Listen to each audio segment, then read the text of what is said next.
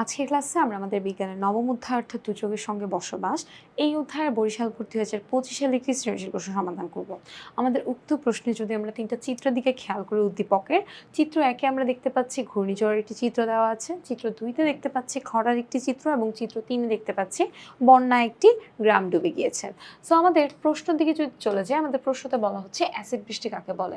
So acid বৃষ্টি আমরা কাকে বলে বলতে পারি, আমাদের বৃষ্টির পানির সাথে, সো এই যে আমাদের যখন নর্মালি ন্যাচারালি বৃষ্টি হয়, সো বৃষ্টির সময় কি হয়, বৃষ্টির পানির সাথে হলো গিয়ে বায়ুমণ্ডলের মধ্যে থাকা যে সালফার ডাইঅক্সাইডগুলো থাকে অর্থাৎ SO2 গুলো যে থাকে, সো সেটার কথা বলতেছে যে আমাদের সালফার ডাইঅক্সাইড অর্থাৎ SO2 বৃষ্টির পানির সঙ্গে মিশে সেটা এবং নাইট্রোজেন অক্সাইড মিশে, নাইট্রোজেন অক্সাইড মানে কি NO2, তাহলে এই দুইটা মিশে এক ধরনের অ্যাসিড তৈরি করে এবং বৃষ্টির সময় সেটা আসলে ঝরে পড়ে, সেটাকে কি বলা হয়, সেটাকে অ্যাসিড বৃষ্টি বলা হয়।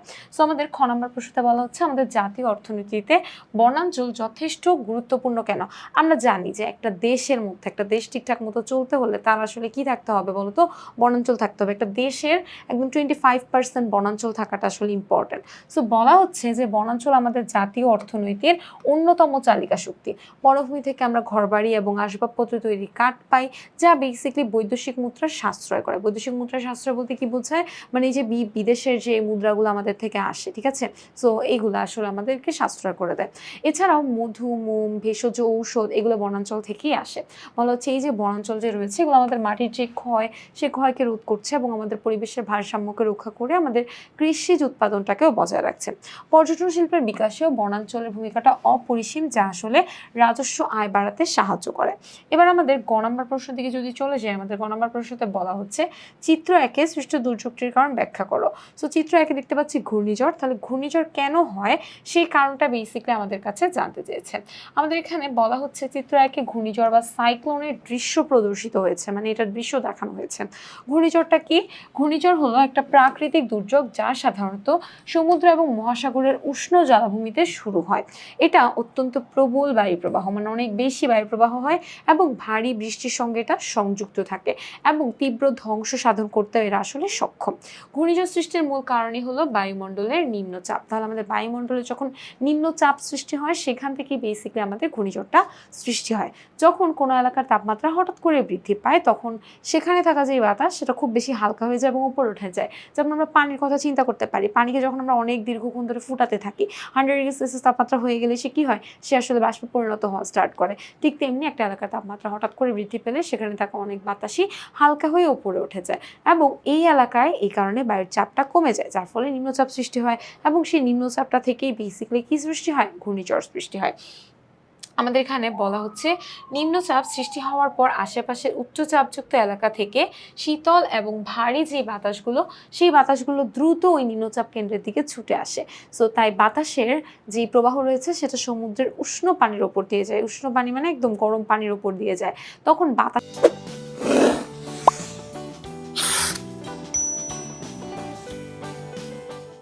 আসলে তাপ শোষণ করে এবং উষ্ণ এবং আর্দ্র হয়ে ঘূর্ণায়মান গঠন তৈরি করে। তাহলে এই যেমন সমুদ্রের পানির মধ্যে দিয়ে যখন যাচ্ছে দেখবা চিত্রের মধ্যে এরকম পানির একটা এরকম ঘূর্ণি দেখায়, মানে পানি ঘুরতেছে এরকম টাইপ দেখায়। সো বেসিক্যালি এই পানিটা এই ঘূর্ণি মানে এই তাপের কারণে, এই উষ্ণতার কারণে বেসিক্যালি এরকম ঘূর্ণায়মান গঠন সৃষ্টি করে ফেলে।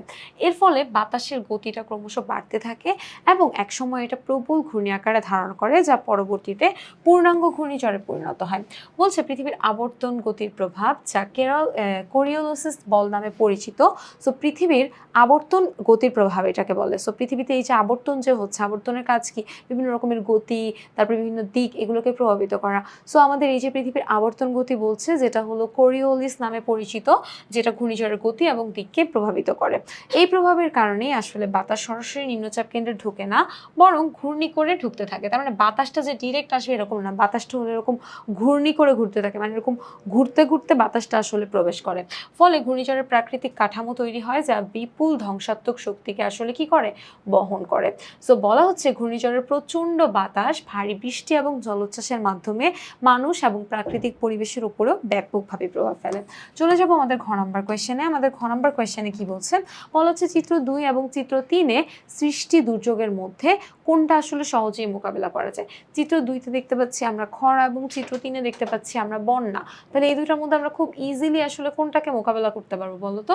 বলা হচ্ছে হচ্ছে যে আমাদের এই যে চিত্রে বা উদ্দীপকে যে চিত্র 2 রয়েছে, যেখানে খরা এবং চিত্র 3 এ বন্যার কথা বলছে, এই 2টা দুর্যোগের মধ্যে আমরা বন্যাকে তুলনামূলকভাবে মানে সহজে আমরা মোকাবেলা করতে পারি।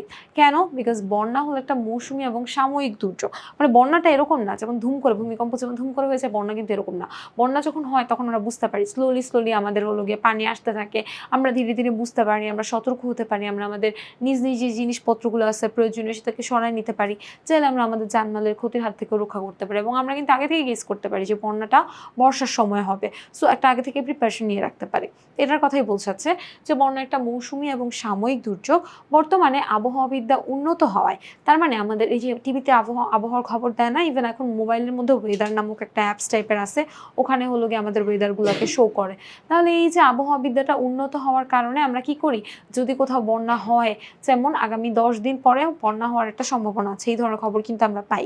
তাহলে এই পূর্বাভাসগুলো আগে থেকেই পাওয়া যায়, ফলে মানুষকে নিরাপদ স্থানে সরিয়ে নেওয়া, বাঁধ নির্মাণ করা এবং খাদ্য মজুত করার জন্য মানে মজুত করার সময় পাওয়া যায়। পরিকল্পিত ড্রেনেজ ব্যবস্থা ও বনায়নের মাধ্যমে বন্যার ক্ষয়ক্ষতিকে অনেকটা কমিয়ে আনা যায়। অন্যদিকে খরা একটা দীর্ঘমেয়াদী প্রাকৃতিক দুর্যোগ, মানে খরাটা কিন্তু অনেক দিনের কারণে আসলে হয় এবং সেটা আমাদের বায়ুমণ্ডলেই যে আবহাওয়ার কারণে জলবায়ু পরিবর্তন হচ্ছে এবং সেই জলবায়ু পরিবর্তনের ফলে বেসিক্যালি খরাটা সৃষ্টি হয়।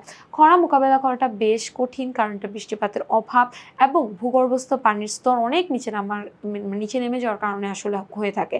তাহলে ভূগর্ভস্থ পানি বলতে কি বোঝাচ্ছে, আমাদের মাটির নিচে যে পানিটা আছে সেটার গভীরতাটাও যদি একদম নিচে নেমে যায়, খুব নিচে পানি চলে যায়, তখন বেসিক্যালি আমাদের এই ঘটনাগুলো ঘটে। সেচ ব্যবস্থা বা কৃত্রিম উপায়ে পানির যোগান দিয়ে কিছুটা সামাল দেওয়া গেলেও বিস্তৃত অঞ্চল জুড়ে দীর্ঘস্থায়ী খরা কাটিয়ে ওঠা বেশ ব্যয়বহুল এবং জটিল একটি প্রক্রিয়া। বলা হচ্ছে তাই দুর্যোগের প্রকৃতি এবং প্রস্তুতির দিক বিবেচনা করলে বন্যা মোকাবেলাই আসলে তুলনামূলক সহজতর। আশা করি আজকের এই সৃজনশীল প্রশ্নটি তোমরা সকলে খুব ভালো করে বুঝতে পেরেছো। পরবর্তীতে আবারও একটি পর্বে তোমাদের সকলের সঙ্গে দেখা হয়ে যাবে। সবাইকে আল্লাহ হাফেজ।